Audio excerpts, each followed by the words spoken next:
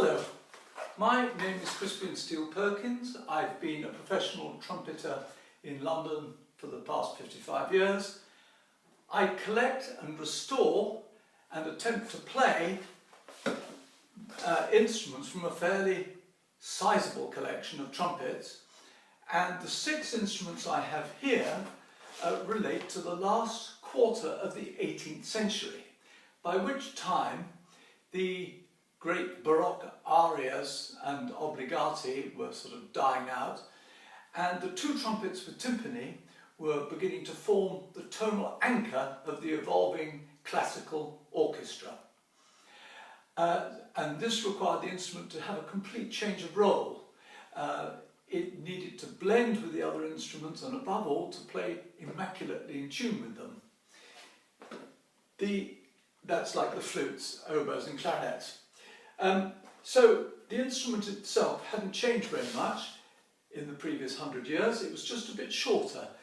For maybe just to take up less room, it was built in F and then crooked with these loops into the required keys. And the instrument sounded much as it had 100 years ago playing the music of Purcell and Jeremiah Clarke.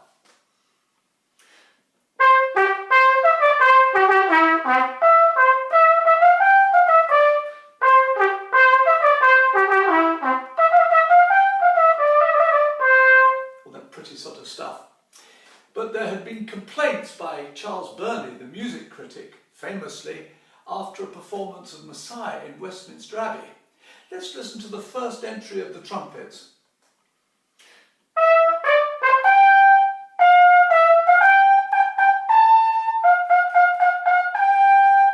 Well, I'm lipping it pretty much in tune, but by that time, with orchestras getting louder, so the volume notch had been turned up, and also equal temperament adopted, the 11th and 13th harmonics were beginning to sound very out of tune.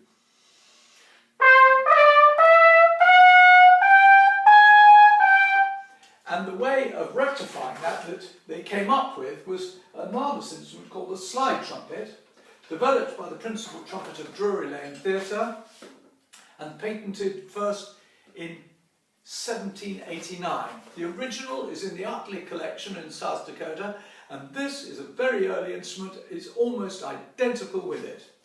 It's simply a natural trumpet again in F, but with a retractable rear slide, which gives you an extra half note, or quarter note if you want it, to correct those out of tune notes.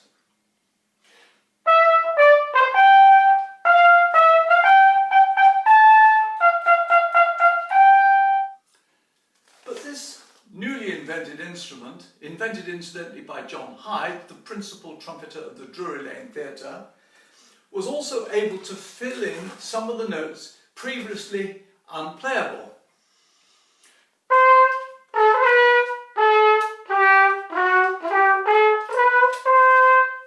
And so play rather more, hopefully, more interesting tunes. Here's one that one of his colleagues, James Sargent, played in the Vauxhall Gardens in the year 1790. Interestingly, so there must have been more than one of these instruments available at that early stage. This tune that he made popular is called Selako. It's a little song by Handel.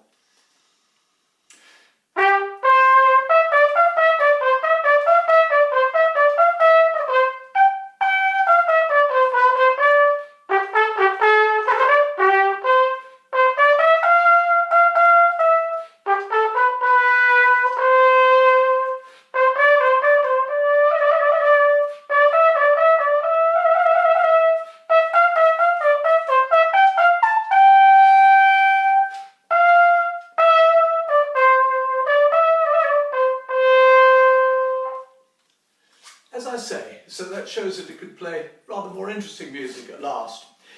Another instrument that was available at the time, and interestingly, it was discovered in the Drury Lane Theatre, where of course Hyde had been the first trumpet. It was discovered in 1964 when they refurbished the theatre at Drury Lane, and it was found in a cupboard.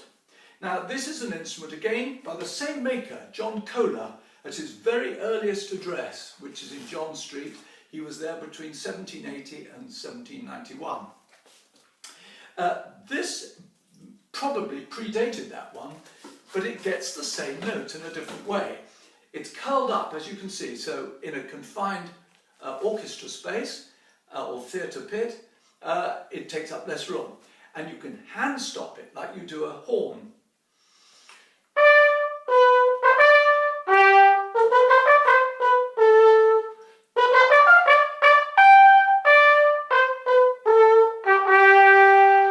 As you can hear, the hand interferes with the sound, but so presumably that's why the slide trumpet was more successful.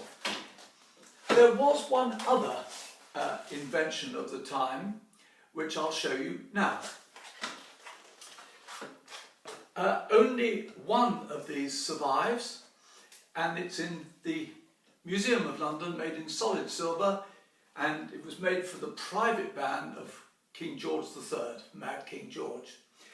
We refer to it as a harmonic trumpet, and I've made a replica of it. The system involves the very earliest that I know of vent hole.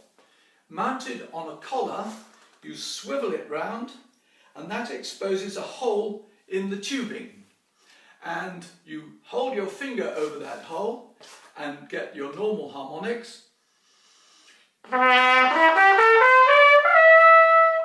When you open the hole,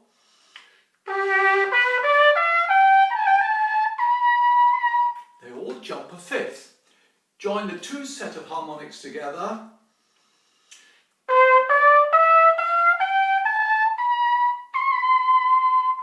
and we have what we hope is a perfectly in tune scale.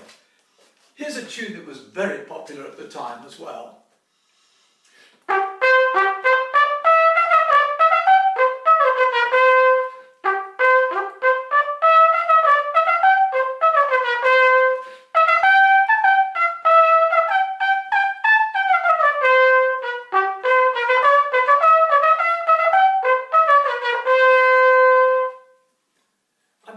Understood why this instrument didn't succeed.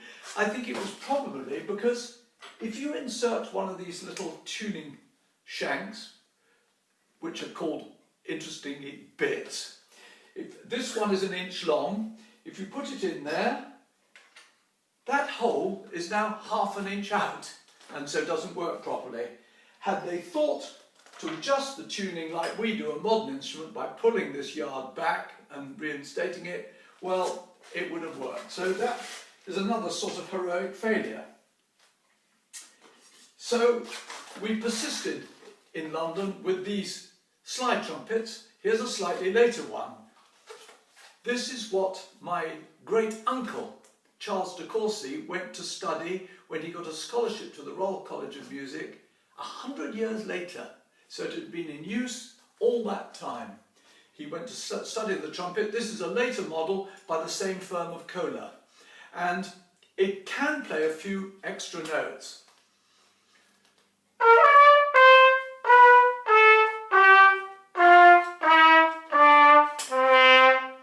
Albeit very clumsily. But by and large, it was used for all the classical repertoire, the music of Mozart, Haydn, Beethoven, Mendelssohn and Brahms.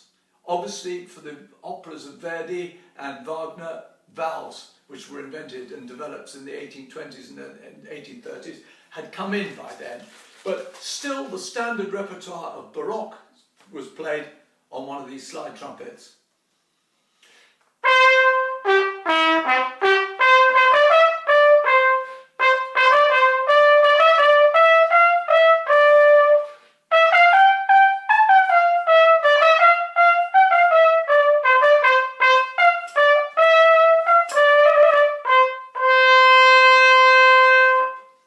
And so the noble sound persisted at least 100 years after everywhere else it had disappeared.